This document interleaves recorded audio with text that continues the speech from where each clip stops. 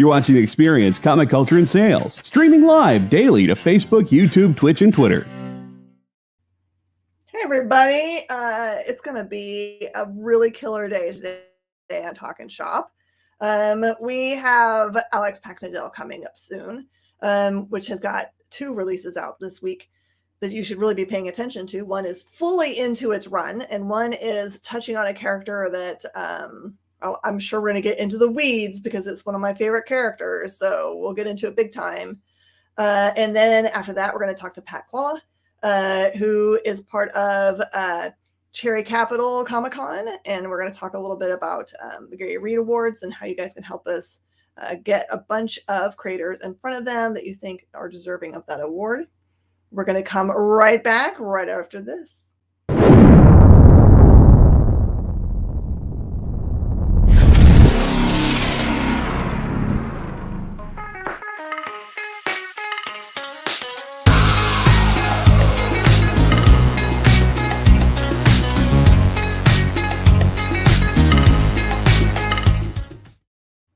Here we are on Talkin Shop here on The Experience. I did want to do a little bit of bringing you guys up to speed. We're pretty close to 1,500 regular subscribers, and we would love to hit that number. And to that end, we're going to be doing a huge giveaway.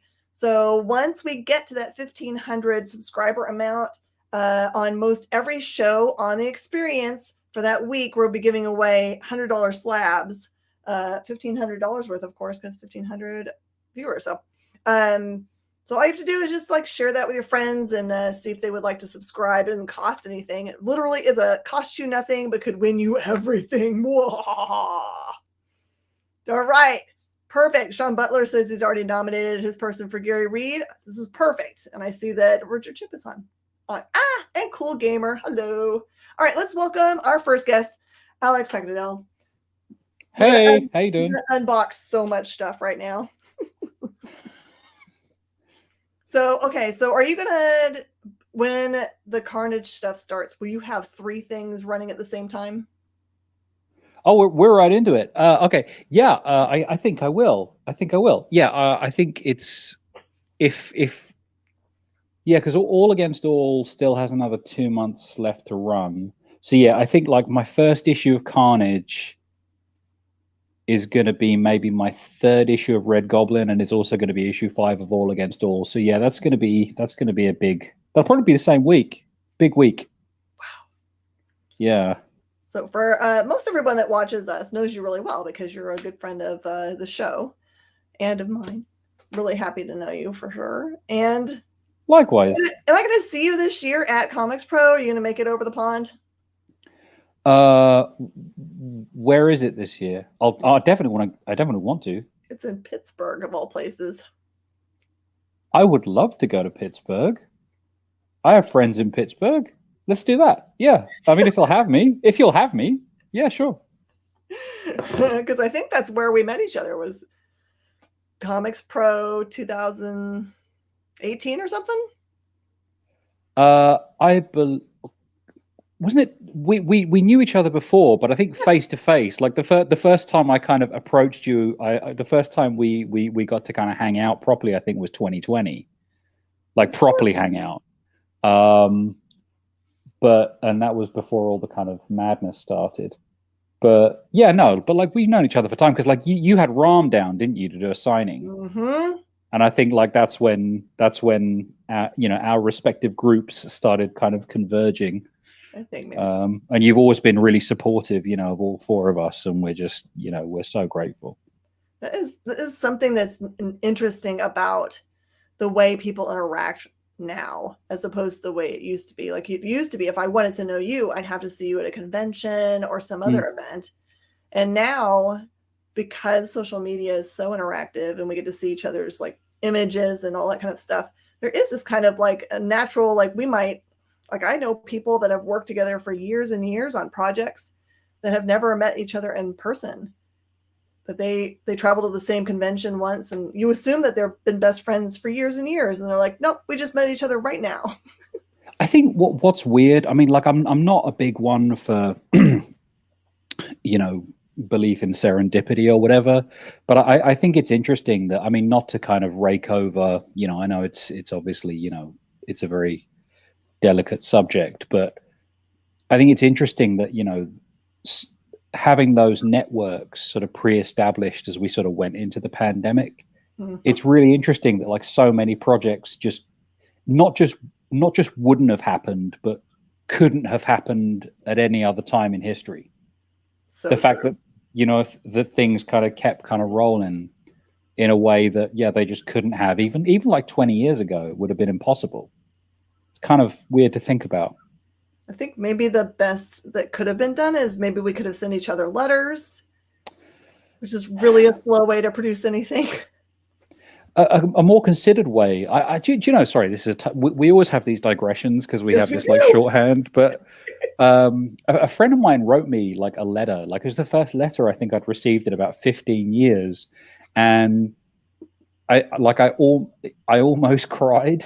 It was such a weird thing. No, because it used to be such a kind of normal thing, but it's, oh wow, like someone sort of sat down at a desk for a few hours, you know, rather than just like, do you want to go to the pub? See you at 8. Are there like maybe there is something that is a lost connectivity that we should go back to, right? Maybe we could start having just make it normalize writing letters to each other again. Well, I think it's interesting, isn't it, that like there are all these like you get whole books of like correspondences between, I mean, eminent people, obviously, but like there are whole books of correspondences between people, and it's so kind of clipped and sort of disposable now, I guess. I mean, you know, and I'm not like, you know, I'm not a big kind of nostalgia guy, but I think it's interesting that, do you know, a friend of mine, I remember like years ago, a friend of mine was kind of talking about, you remember like that period in like the early 2000s when cell phones were just getting smaller and smaller and smaller. And there was like the Zoolander joke of it being like this tiny thing. And I remember like a friend of mine was talking about it, and he said something that really resonated with me. And he said, I don't like the idea of communications devices becoming kind of infinitesimally small, because communication shouldn't be weightless. And like that just kind of was on a loop in my head for the longest time. Like communication shouldn't be weightless. And like, I think that there was something quite profound in that, I thought, you know? It is. I think you're right. I mean, there's some real wisdom in those words. Because so for example, I have taken on retired creators and the entirety of their work.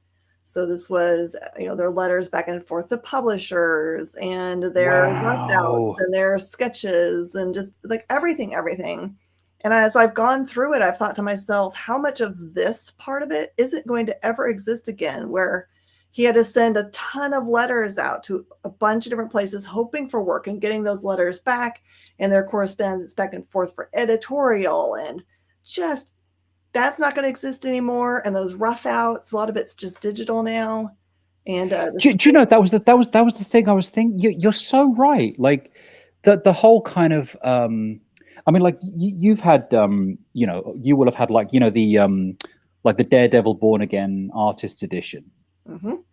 You know, with all the kind of like all like the kind of the like the bits of tracing paper that like Mazzucchelli kind of places over the covers to kind of do all those kind of different effects and everything. Yeah. And but though, yeah, like those artifacts just they're just gone. Like that's and of course, you know, it's a fantastic kind of labor saving measure. You know, it allows artists to work at scale quickly. But yeah, you're right. Like that physical archive is like never going to exist again. It's just never going to be there. I mean, what are we going to do? Like have digital NFTs of people's back and forth emails and their, you know, their iPad drawing like the layers. I don't know what's yeah. Anyway, comics. Do you work practically? I love it, man. Like we always get into the weeds, but like I always love it. So do you work practically? Do you like sit down with a pencil and piece of paper and think through your ideas first? You go straight to type in? What do you do? I do my now, like I think like some people call it a zero draft. Some people call it a garbage draft. Every garbage draft I do is longhand. Okay. And I have like I'm a huge kind of stationary nerd. So like again, I mean it's magical thinking, right? But I have like a couple like really fancy pens that my wife got me. On the basically on the understanding that like these are like a couple $100, so like if you don't use them you're literally burning money, so you have to use them. So that was a good kind of that was a good kind of spur in the flank. But yeah, every draft I do that I'm not kind of prepared to commit to paper, which is just my friend Dara has a really sort of interesting kind of expression, because there is that, like, I remember like reading a thing years ago where Bendis said, every first draft sucks. Every single first draft sucks. Don't be worried about it. So like you always make sure you do that kind of longhand and then you kind of transcribe it. But my friend Dara, he articulated it, I think, really well, because I was talking to him about it. He writes a TV show over here called The Bay. And I was kind of talking to him about first draft and just kind of how embarrassing they are. And he said, yeah, it's like, like in those kind of in every movie where someone like goes to like a cabin in the woods, like you always have that scene where they like turn on the faucet and there's that like brown crud that kind of comes out and then it starts running clear. He's like, that's a writer's day. Like there's always that brown crud. Yes. And like you have to get it down on paper in order to get to the good stuff. But I was like, okay. So yeah, like all the brown crud is done longhand, and then I moved to the computer. Sean asks a good follow-up question. Do you script out your comics like it's a play or a movie script with some descriptions of, say, the characters and scenery to be used in panels? I mean, it's an interesting question, right? In the sense that it depends who I'm working for and what I'm working on.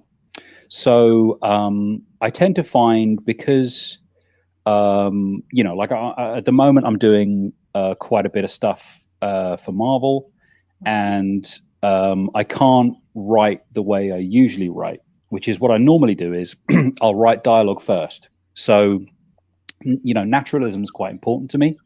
So I'll write out a dialogue exchange as though it's like a one-act play, and then I'll sort of take that and I'll, obviously rewrite on the fly, and I'll basically kind of impose the visuals afterwards and kind of block it out mentally and sort of break it up and, try and find sort of interesting ways to sort of, interesting ways to kind of depict the action, and tweak accordingly.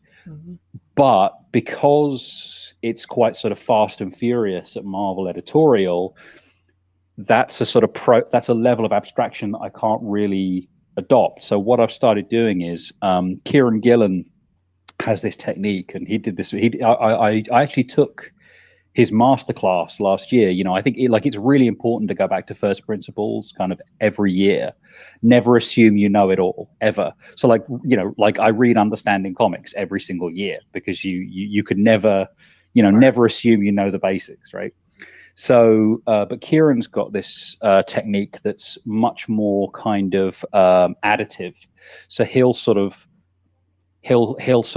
have like a 2-word panel description and maybe some placeholder dialogue, and we'll just build it up layer by layer by layer. And one of the things that I've found is doing that, where instead of sort of doing what I'd normally do, which is kind of obsess for an afternoon over a line of dialogue to make sure that it's crisp and punchy, you layer it. It's like sort of applying like papier mâché to a balloon, until and you can achieve something, I think, of quite high, a very high standard, but much more quickly. But that's pure necessity. Do you think it's because you don't have to, like, if you do it the other way, that you're spending so much time on the minute details that you don't get the overarching stuff all fleshed out first, that would point out when there's going to be a mistake? You have to then, like, okay, I spent 12 hours on that dialogue, but then I realize I can't use it right now anyway because that panel won't work. 100%. And it becomes it is that thing of I would say, I'm very obsessive over dialogue in particular. And I do the kind of, and like Alan Moore does it, so it's okay. But like I'm not going to deny, like I do say it out loud when there's no one in the house. Like I do kind of perform it just to see if it's got the right cadence. And saying it out loud, I think speaking dialogue aloud. I mean, there's that wonderful Harrison Ford quote, isn't there, where he said to George Lucas, you can type this stuff, but you can't say it. And I think that's a very kind of important process for a kind of writer to go through. Is you have to sort of listen to the ticking and just sort of make sure. But yeah, as you say, if you have any kind of obsessive tendency, and we all do. It's very, very easy to sort of take, okay, that line of dialogue, something about it isn't right. And then, before you know it, you look at the clock and, your kid's back from school and, your deadline's looming and you're in deep trouble. So yeah, but taking it back to kind of first principles where you are just sort of, building it layer by layer by layer tends to shortcut that because you still get the obsessive bit, but you're getting it right at the end where it's kind of salvageable. Yes. And you don't have to write 5 pages in an hour and kind of collapse with shame like a bad souffle. You've got the best quotes today, Alex. I swear. Your quotes today are Alan Moore does it so okay. Yeah, Alan Moore does it so it's okay. Yeah. All right, so the important book, well, there's all the books are important this week, but the one that I've been obsessing about for, I don't know, probably 3 years now, is The Red Goblin. What books do you feel like are important for someone that we're going to jump into this one, that they should at least like maybe go look at the wiki description of it so they can catch up with where we are here? I mean, I think it would be sensible to read the kind of Red Goblin saga from sort of all of Slott's kind of Red Goblin saga. I would say I can't give you chapter and verse on the numbers. I'm sure you can. 793 maybe to 793. Like, is it 7? Yeah. Does it not culminate? Isn't 800 the big one? Is that 798 is the first Red Goblin. 799 is the first time you see I think it's Normie in red. As the Goblin Child. Yeah. So absolutely. So yeah, I mean, go back to that and you can see what a kind of horrible, unpleasant character the Red Goblin is. I mean, in brief, it's the original Red Goblin is the Carnage symbiote bonded to Norman Osborn before he had before Norman Osborn kind of came to Jesus. Mm-hmm. So very, very bad character, and he in a very kind of messed up gesture, he kind of his grandson Normie, who is the son of Harry Osborn, he sort of effectively kind of gave him a little piece of the Carnage symbiote and sort of turned him into a little goblin sidekick called the Goblin Child.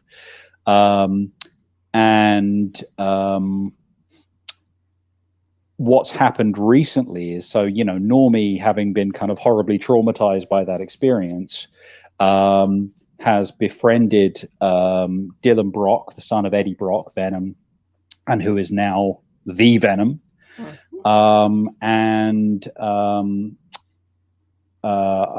don't know where anyone's up to, but just I think it's fairly safe for me to say this, but Dylan has needed some help from some other symbiotes, and so he has given Normie his own symbiote, and for some reason when he puts on this symbiote, which is not the Carnage symbiote, it's a sort of cocktail of various symbiotes, right?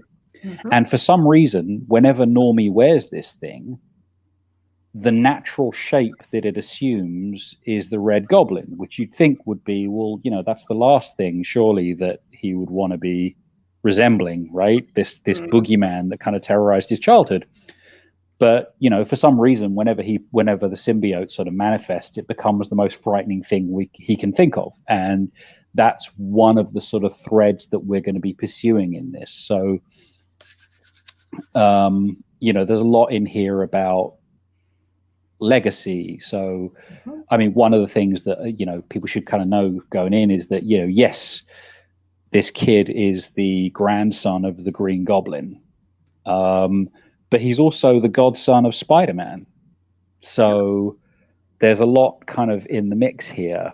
And I mean, you've known me for a long time, Jen. I love playing with characters who are there's a lot of light and dark, because I just think that the kind of dramatic potential there, and the kind of the potential for sort of impactful emotional stories is kind of that much greater when they're a bit complex. And I get to do this with a kid in middle school, which is a really rough time anyway. So yeah, I mean, sorry, that wasn't the question you asked, but yeah. So I mean,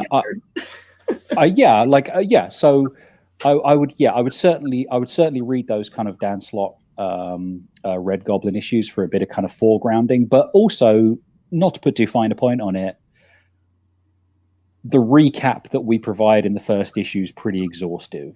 So I think if you just pick it up off the shelf, you're pretty good to go. And my gut tells me, I'm not going to get Alex in trouble by making him say yes or no about anything at all, but my gut tells me about this series and about these two characters specifically, that you have two young characters that are kind of stepping into roles that are not exactly the ones that have come before them, but are tied to those characters.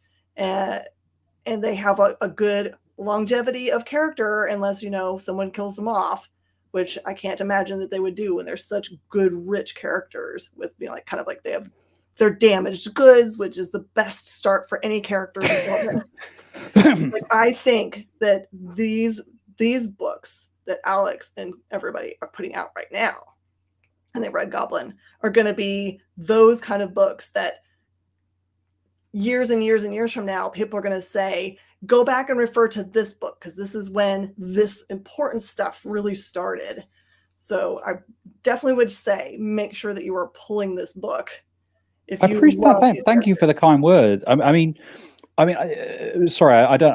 How are we doing for time, Jen? Have we got like a minute? Couple minutes. Or two? Couple minutes.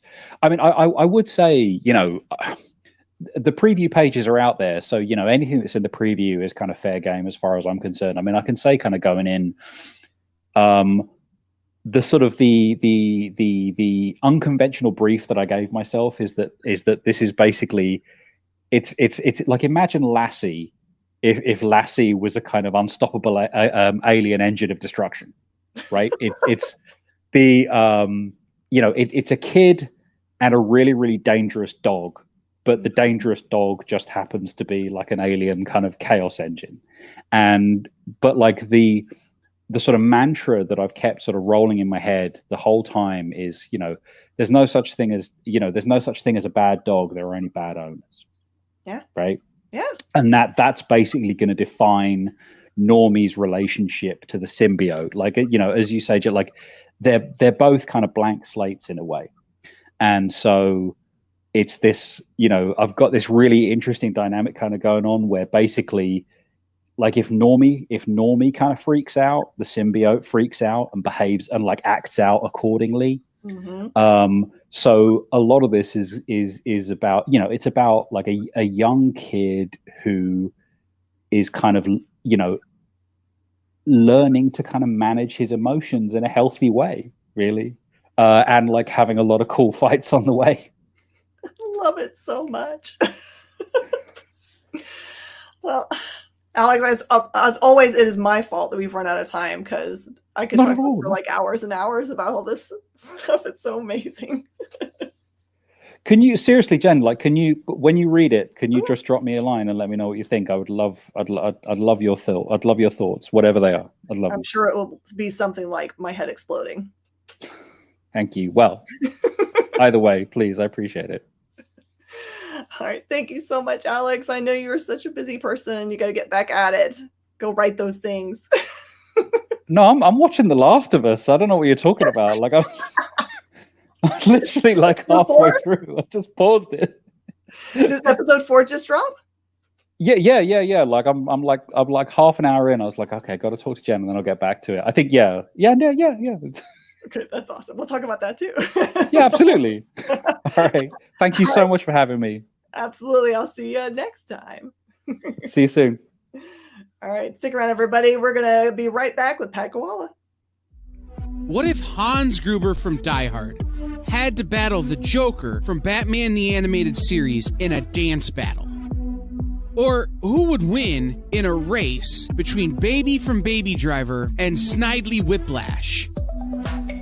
If Austin Powers and Shrek found themselves in a hot dog eating contest, who would emerge victorious? These are the questions we talk about on Nerd Killer Warfare. Debate the most absurd questions you've ever heard in popular culture. Register now by scanning the QR code or visiting bit.ly/EXP casting. Did you know that every experience show, including some exclusive content, streams on Twitch? Check it out, twitch.tv/the_EXP. Or just scan that QR code.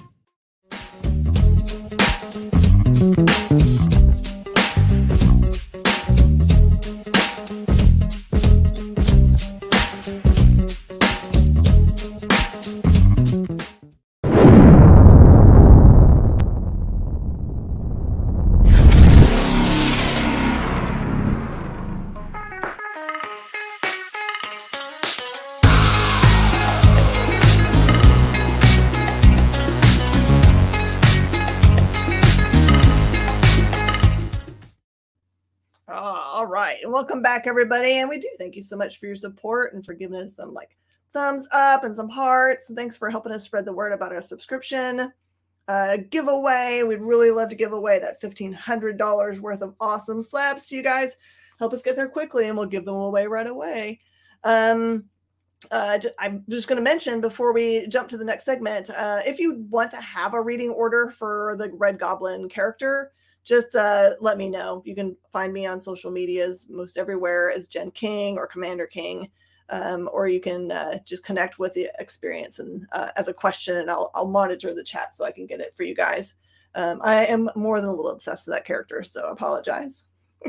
Thanks to Alex for coming. Now let's talk to Pat Koala,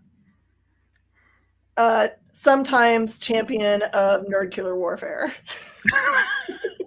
I don't know that I've ever won. Oh, you won in my heart. You know the answers. The comments are exploding. Producer Kyle must be at the helm. Jolly green mean? I don't understand. Kyle is obsessed with the fact that I'm extremely tall. Extremely? Did you say tall?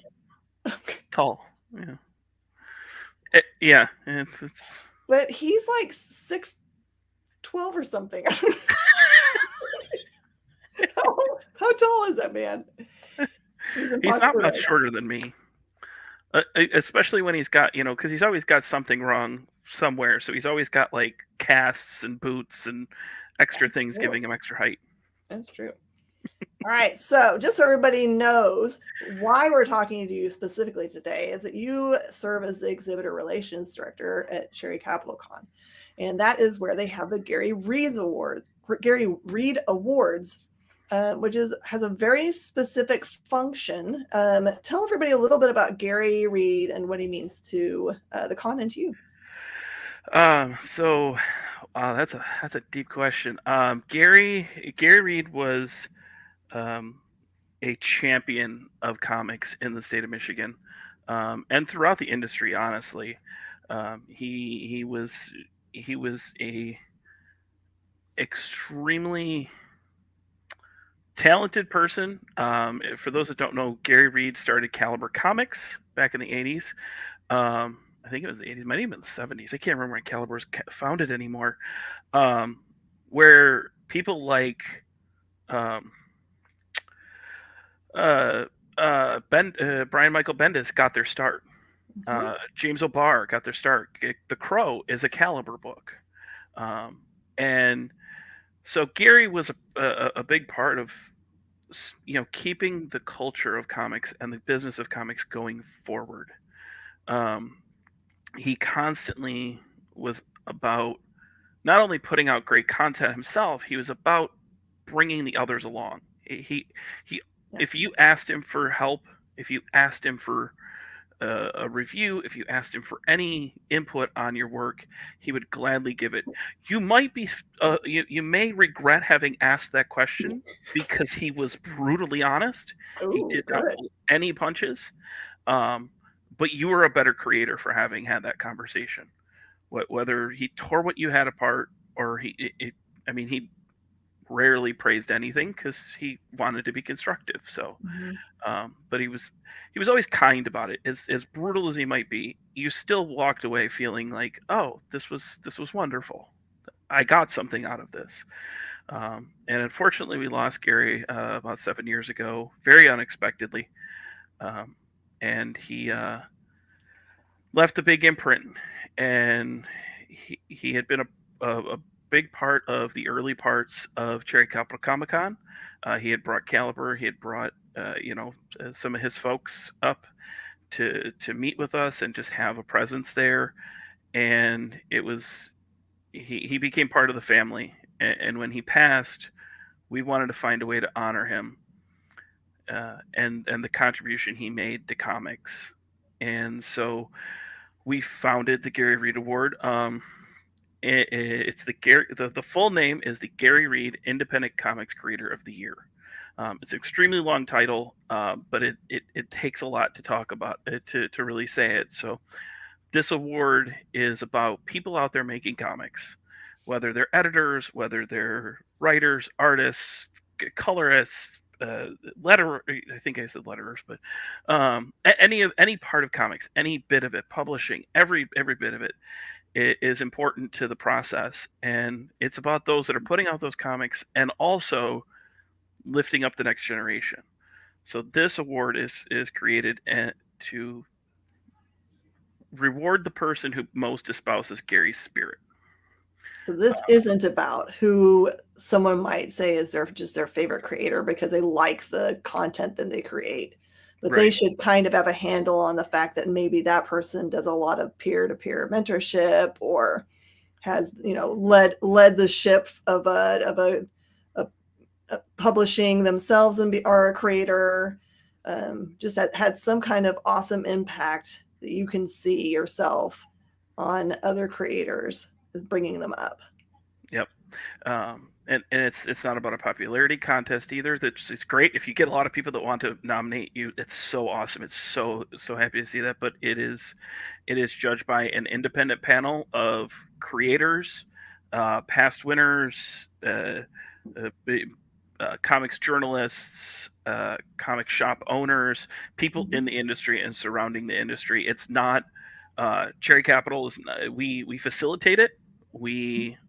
It's awarded at our show, but this is about Gary's legacy and honoring that. So the whole process is done with an independent set of judges to make sure that it's not Cherry Capital awarding this. It's just it happens there, and we're facilitating it. And am I correct in understanding that it's kind of like kind of like a lifetime achievement award, and that if you win this award, then it is the one time that you're eligible? It's not specifically. We haven't run into it yet where people are getting nominated again. They obviously can't. They definitely can't win the year after they have won. They can't win 2 years in a row because they become part of the committee. But this is an evolving award. We never really thought about the fact of it. Is it a lifetime achievement? Is it not? We've questioned that, and we've gone back and forth on that a number of times of what's that look like. And we want to kind of let that that will probably become something that falls into the hands of the past winners as we get more winners, to have them weigh in and say, hey, what does this look like? What's the future of this award look like? How do we keep this going for forever? Because we want this to be something that lives on, regardless of whether Cherry Capital is here forever or not. We want this award to live on beyond anything that we do. So I want to say hi to Joe and Ed Weird. They've just popped on. Thank you, guys. Okay, so who are some past winners that our viewers might get kind of a good idea of the caliber of folks that have won? The previous winner, the last winner, was actually Joe Pruitt from Aftershock Comics. My bud. Yeah, Joe worked directly with Gary. It was surprising it took as long as it did for Joe to win. But this is an award that lives off of the nominations that people send in. It's not the committee going out and picking people. This is only on nomination. So we've got Travis McIntyre from Source Point Press, Seth DeMoose, who actually worked with Gary on his final book before he passed, Savants, Dan Doherty, Joshua Werner, the new editor-in-chief at Source Point, Casey Pierce. So 1, 2, 3, 4, 5. Yeah, that's a 6. I was like, did I get everybody? Amazing. That's an amazing list of folks. And we're so happy to see, like I said, it's important that nomination. The committee gets important things. The information from the nominees. It's not, again, like I said, we don't go out and search for it. They don't go out and search for it. They'll pull up things that are submitted, but everything there's a whole big unlimited amount of space to write the nomination of why you're nominating that creator. So please feel free to go to because what you write there is going to be the first impression for that committee to understand why that creator is so important to you and to comics. And we do split it up a little bit. We have 4 finalists every year from the nominations. The committee narrows it down to 4, and then from those 4, they pick the winner. Those 4 finalists are always going to be 3 that are nominated by people in the comics industry, and the 4th one is actually from the fans. It is specific to a fan vote. So. Feel we didn't write enough in that section. Yeah, I see Sean's comment. Well, I think it's probably, if we think it through, probably people that win this award are the least likely to toot their own horn. So you guys have to do it. Yeah, that's a good thing to think about. Like, usually helpfulness comes with humbleness, because you're not about talking, touting your contribution to it. You're about just helping that person tout their contribution to comics. Yeah, and often people that are helpers have been helped themselves, so they're just continuing on the legacy of what they experienced that got them to where they are. So I think that's amazing to keep that going on. Paying it forward. It's so important. Absolutely. This industry doesn't survive without everyone working together. It really doesn't. It's the Seth DeMoose was the inaugural winner, and he was a perfect example of it because his constant refrain throughout comics is same team. We're all on the same team. We're all pulling at the same oar. You don't get ahead by stepping on somebody else. You don't sell more units by somebody else selling less. Yeah. Well, I've seen a little bit of a couple of the closing ceremonies or the acceptance speeches for that. It just seems like a little bit people get very emotional about the being nominated and the receipt of that award. So is there a dry eye in the house ever? Not usually, because for so often I mean, we're a small show, so we don't have the reach of some shows. So we're working hard to continue to boost the signal of this award because we want it to get bigger and bigger, and we want more people to understand what it is and its impact on the industry. But so many of the people who have won had a personal relationship with Gary, so winning an award that is in his honor it's very emotional. And I mean, having the relationship that I had, it wasn't as deep as some others, but just knowing that and knowing Gary, it's always emotional for myself and the rest of the C4 crew, because we really just sit there and like it always brings back memories of Gary and the interactions we had with him, and the conversations we had with him over the years. And again, it was so sudden, and it was literally a Sunday he's at a con, and Monday we got the call. It was just the craziest thing. Yeah, it's kind of a wake up call for if you have people that are important in your life. The best time to tell them that you're important in your life is now, because you're never guaranteed more time to do those things. Yeah, it's very important, and seeing these nominations and seeing what goes into these and everything that happens with this, and the finalists we've had and the winners we've had, has just been it's been so great. And we have a joke internally, and we talk about it all the time, that Gary would love everything about this award except for the fact that it's named after him. That makes sense. That makes sense. And just a reminder for anyone that's just joining us, up in the chat there, you'll see that we have a link that says cherrycapitalcon.com, and that has a bunch of backslashes, their schedule, and the Gary Reed Independent Creator of the Year.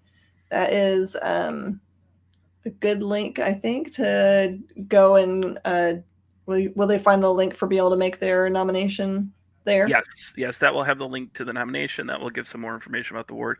I'm actually in the process, like days away. This is like probably 2-3 days early, because I'm literally in the process of launching a website dedicated to the award. It's specific to the award, so that will be coming very, very soon. But with all the information on the past winners and the past nominees, and again, talking about the award itself and how to nominate and who the nominees are and everything. So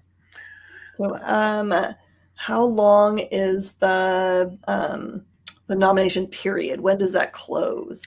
Nomination period ends at the end of the day, March 31st. So they're due before April 1st.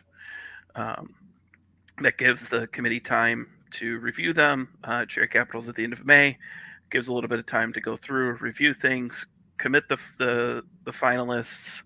The finalists are announced at the beginning of May, and the award is presented at the show the Saturday night of Cherry Capital Comic-Con, which is May 27th. Okay, that's perfect. Edward has a sweet thing he said, is that he lost his mom, 2 sisters, 2 best friends, and 5 cousins during the pandemic, and never got to see them before they left. So tell them how much they mean to you while you can. That's a lot of loss, Ed. I'm so sorry. Sorry. Having just lost my father-in-law, we were supposed to go see him at Thanksgiving, and he had a little cold or something. Then before we got to go and see him, he got COVID, and he never recovered. So it's one of those things, if I had but known my last big bear hug from my Papa Bear was going to be last I saw him, I would have leaned in longer, even though I tended to hug him for way too long. No such thing as hugging too long. No, especially not for him. He was like a big, gigantic teddy bear of a man. And you knew you were getting hugged too. That's the other thing. I learned how to hug properly from him. Oh, you get to see how tall Pat is in real life and get actual hug from Pat. There's an arcade. Yeah. So tell everybody a little bit about Cherry Capital Comic-Con and how it got started and what the focus is for the con. The how it got started story is one of my favorite stories to tell, because this was one of the craziest stories to happen. A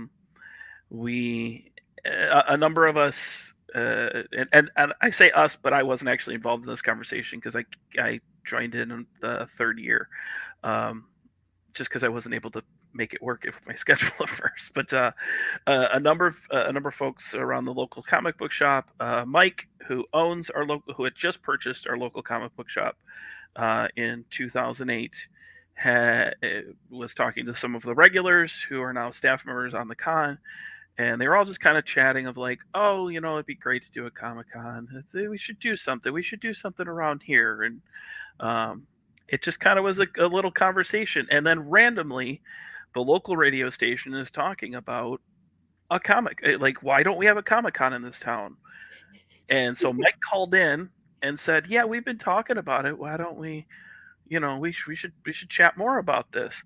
The local radio station announced the con, the date, and everything the next day without any of our knowledge. What? Did they just choose a random date? They apparently had called the resort where we have the show. They had found a date. They said, let's do this. And that date was 3 months away. Yes. Okay. It literally was like some conversations happened beforehand. Call into the radio show commits us, and we're going. It seems like a sheer force of will thing going on. It really also was. Sounds a little bit like the story when my husband mentioned just casually, I think it's probably time for us, we can start looking about getting another cat. This is like after our other one had passed. We had a couple of years between. And all my brain heard was, go get a cat.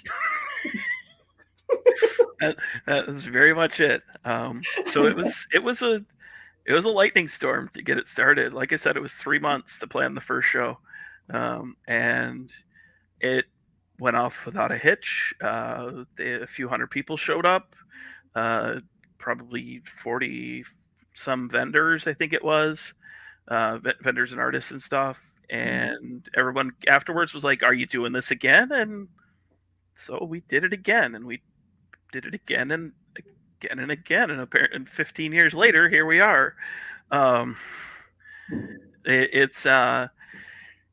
the show is very comic centric. We take the comic part of Comic-Con very, we take that part very seriously. We have a substantial artist alley. We do our best to make sure that our guests are all in the comics or comics adjacent. We did kind of dip our toes a little bit into having some media style guests, but we always try to make them like anime or comics, somewhere in that, in that general, we're not having the third Michonne zombie on the right. Like, that's not our thing. There's nothing against that. Love them. They're super great people. That's not the vibe we go for. We want to make sure that we're having that going on, and we're keeping that comic experience going. Sean's got a couple questions here, and I'll have to do maybe a qualifying or a clarifying statement. So did they pay for the cost of the con that first year? Are you saying did the radio station pay for it, or did the con pay for itself and its tickets? I don't know the financial part of that. On the back end, I know there were some sponsorships that happened and things like that. So I assume it was at least broke even, so that we went on and did it again because Mike was willing to do it again. But I don't believe that the radio station paid into it, but they were promoting it heavily and having a lot of fun, really kind of pushing that and pushing the whole thing. So that, we had lots of radio advertisement from day one. Well, that's worth a lot of money. It is. Yeah. So that's what I was about to say, which was worth quite a bit. If for someone that can't make it to the con, are there any kind of exclusive comics we bought on the website or any other merch, t-shirts or whatever? We are not a huge merch part. We have a little bit, but we keep it kind of low. We do have some things listed on the website, I believe. And you can reach out to us if you want to order some. I think I need to get the Square store back up and running, and that will have a number of things. We pulled it down to make some changes on stuff, so that's going to be coming back live. As for exclusive comics, not through the website yet. and I can't talk about any exclusive comics that may or may not be coming this year. Okay, so that's a yes. And Sean's clearly after a Good Boy variant. That makes sense. Yes, we did have a Good Boy variant last year. So, Matt, what else are you up to? What else do you do? Any other cool comic book adjacent things? Oh my goodness, I think the only thing I haven't done in comics now is run a comic book shop. I think that's about I help promote the show. I have published my own works. I have an anthology that came out a couple of years ago. That for some reason I thought my first foray in comics would be smart to get 10 groups of people together to do that all at once instead of trying to make something on my own. And anybody who's worked with a group of comic creators knows that's like herding cats. So yeah, I done an anthology a couple of years ago called Get in the Game. It was a video game comics anthology. And I kind of let everybody go to town with just that simple prompt of video games. We got from funny and hilarious to deep, dark, and mysterious, and everything in between. So I was really, really proud of that. That was a Source Point publication. But I'm going to warn people because you're going to go and try to find this because Get in the Game is amazing and you should go hunt it down. But they made one mistake. It has nothing on its spine. So if your store has it face spine out, you will not be able to find it. I'm gonna, yeah, that wasn't me. I submitted everything, and somebody put together the wraparound for the print file.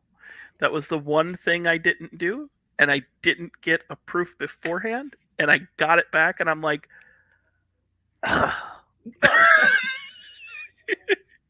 I had 2 or 3 messages through the Kickstarter afterwards, like, "There's nothing on the spine." I'm like, "I know."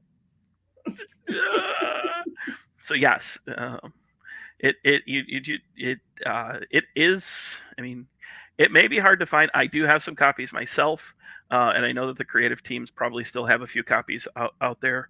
But I don't know how many there are out in the wild. Jen may have a couple, so you may want to give her a call. I probably have at least 6. I think I have at least 6 of them. So yeah, so give Jen a call. Jen can get you hooked up. Yeah, I have this bad habit of buying all of Source Point's backstock. So I'll call myself out. So yeah, I was a podcaster for a while. I was doing a comics news podcast for a long time. That went away a number of years ago, but oh yes, that's thank you. And yeah, but I don't want to plug it when you guys have programming against it. I don't want to be that guy. Plug the train wreck, Pat. Go ahead. Okay. Well, it's against your programming. But yeah, it's 7 Eastern every couple of Monday nights, every other Monday night usually. As we lead up to the con, we will do what we call the Monday Night Train Wreck. It's the C4 crew invading our local comic book shop and selling and auctioning off comics. We bring comics to the masses. That's perfect. I mean, there's nothing wrong with like having a screen going on so you can shop 2 places. It's perfect. Yeah. Pat, do you have a lot of social presence where people could follow you if they wanted to keep up with what's going on? I do have a slight presence. I pretty much on all the socials, Twitter, Instagram, TikTok, I am Professor Nerdly. And then my name on the screen, Pat Koala on Facebook. And obviously Cherry Capital Comic Con on Facebook. And cherrycapitalcomiccon.com has all of our information. Perfect. All right, y'all. We are up against time. I want to thank Pat very much for coming on. We're super excited about it. Make sure you go and you put in your nomination for the Gary Reed Award. And stay tuned, because coming up next, you get to have a dose of John and Rex and the Comic Collectible Show. See you guys later. Bye. Thanks, Pat. Join the party. Head over to our link tree to find all the links for everywhere the experience is all the time.